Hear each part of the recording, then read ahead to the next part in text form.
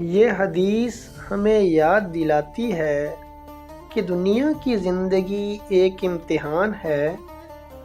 अल्लाह ताला ने इंसान को नेमतें अता की, वक़्त, इल्म, ताकत और माल, लेकिन सबका हिसाब भी लिया जाएगा। दुनिया में इंसान समझता है कि वो आज़ाद है, मगर क़यामत के दिन हर सवाल का जवाब देना होगा।